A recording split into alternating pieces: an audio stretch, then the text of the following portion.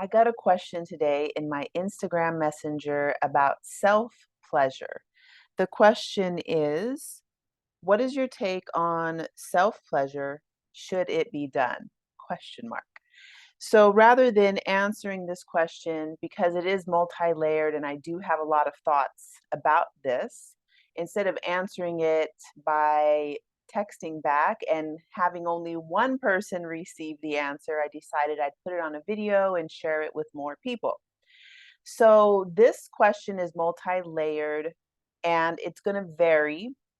In the Taoist tradition, there is a different set of reasons why this should or should not be done, depending upon the phase of life you're in, whether you're a man or a woman. So let's start off with uh, Ayurveda.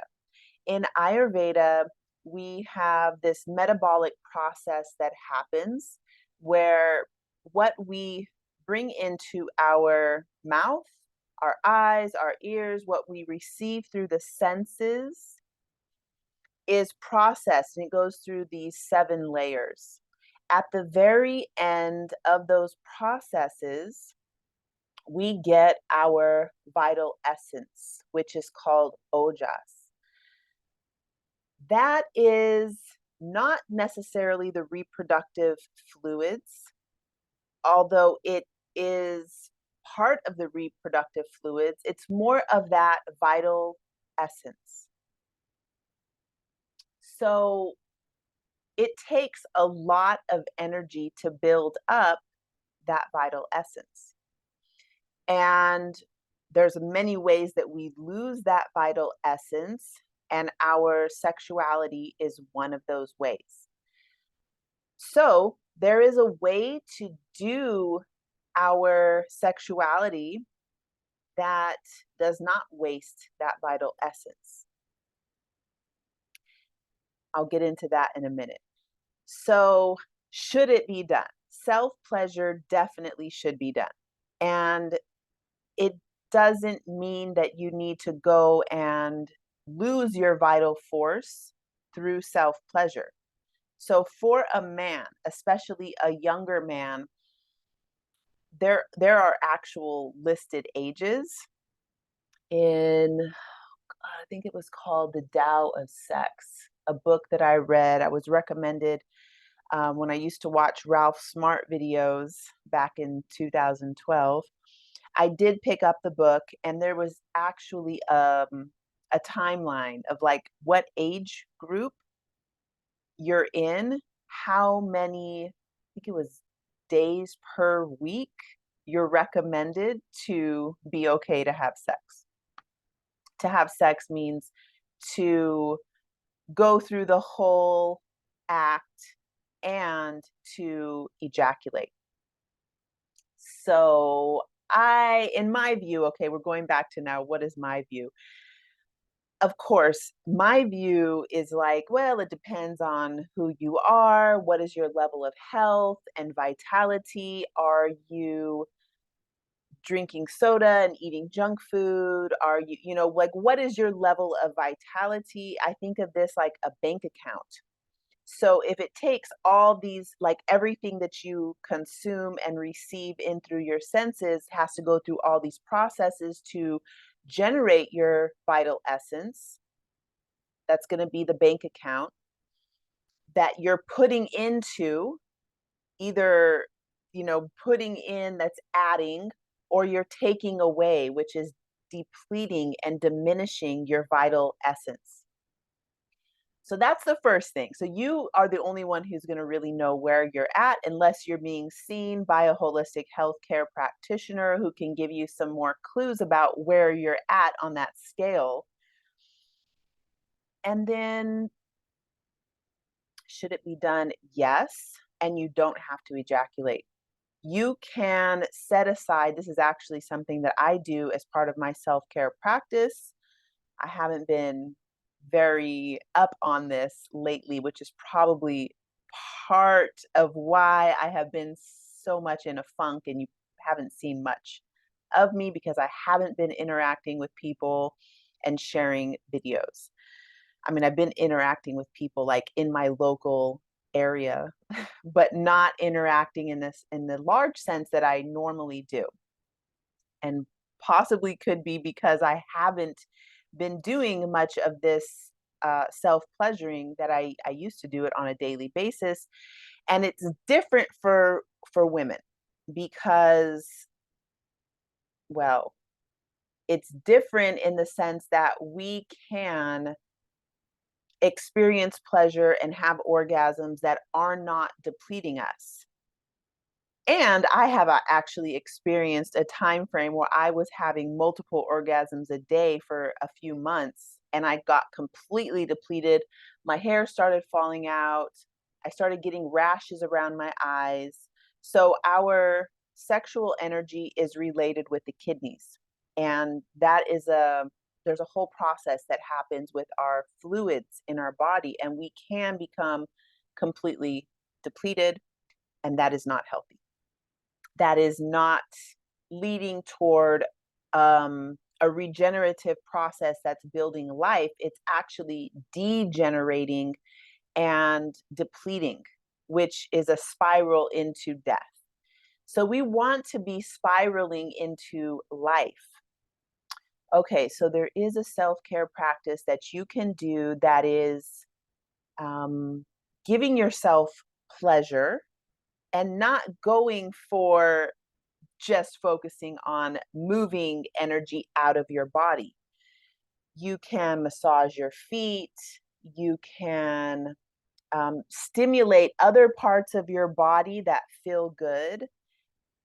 There, giving like a ritual, like you're doing a ritual of self worship in a way, smelling things, massaging nice oils onto your skin, doing a scalp massage. Like,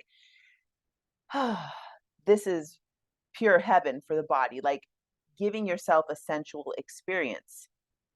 And then I think what the person is asking is like, should it be done? Like, I remember when I was younger and hearing about how bad it was to masturbate, that it was like a sin and it's evil. That is just completely BS. And it can become something that is completely a waste of energy. So it's really up to you to find out, where are you on that scale? What is the right amount for you to be doing?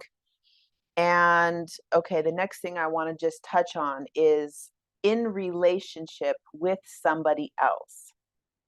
That's not self-pleasuring. That is engaging in an activity of like pleasuring somebody else, receiving and giving pleasure. So there is a way to cycle that energy between people where it isn't being lost. It's regenerating. So I think of this as building an empire. Like when you're sharing that energy with somebody, it actually goes toward building deeper intimacy in your relationship. And there is this whole ritual act that you can go into where you're actually building up energy in the body. And so you're thinking sensual expansion, where you're bringing up so much energy, but you're not reaching the point of orgasm. So you're building, building, building. You're looking deeply in each other's eyes. You're repeating affirmations to each other. If you're working on creating something together, usually, the first thing I'm like, oh, creating a baby. Well, there's more things you can create. You're building a business together. You're growing a garden together. You're able to use that heightened energy. It's like there's an engine running, and between two people, that builds up so much energy. And when you get to that point, you're able to use visualization, you can use sound, so actually speaking words. There's mantras that you can use that hold a massive amount of energy, and there's a whole bunch of things you can do with that. You can move. There's something called uchata, where you're raising vibrations up through the body, completely energizing your whole system. Now, when you're by yourself, or this is something that I have been practicing for years by myself, and then anytime I've been in relationship with somebody else, it is super challenging because first of all, I have to teach the person, and then I have to be able to control my energy enough to not get lost in the pleasure and the emotions of the moment, but to keep circulating and moving my energy in symphony with somebody else. It is very challenging. And I think that this could be something that would possibly take some practice, getting used to practicing this with somebody else. But when you're by yourself, I actually have this. I wrote this out in my book, The Alchemy of Intimacy. There's a step by step process that when you read it, you're like, okay, yeah, that makes sense. And I think I shared this in the class. I have a class called The Alchemy of Intimacy. It's an online course that goes along with the book that I wrote. But in short, you're going to do a breathing exercise, which I go more into that in. I did a Tantra course, which is teaching the breathing exercises. You're going to do a breathing exercise. So every time you're inhaling, you're imagining breath going down towards your pelvis. You're going to hold. At the moment that you're going to have an orgasm, if you choose to do that, you're going to imagine bringing that energy of the bliss and that orgasmic energy. There's actually a breath retention that happens the moment before that orgasm happens.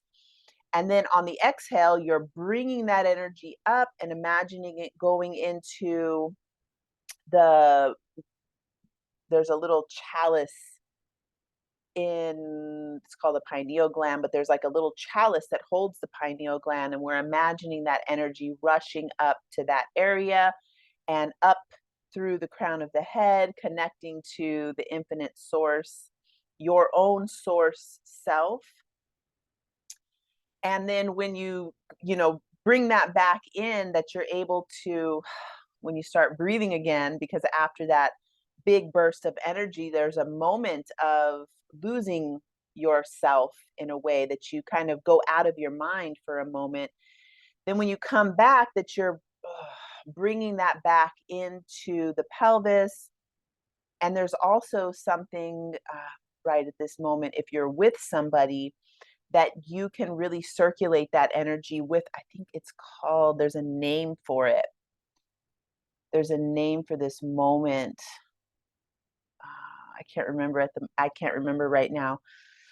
So anyway, I hope this was helpful in answering your question, and hopefully it leads to more questions, as any good answer will do, letting you know that there is so much more.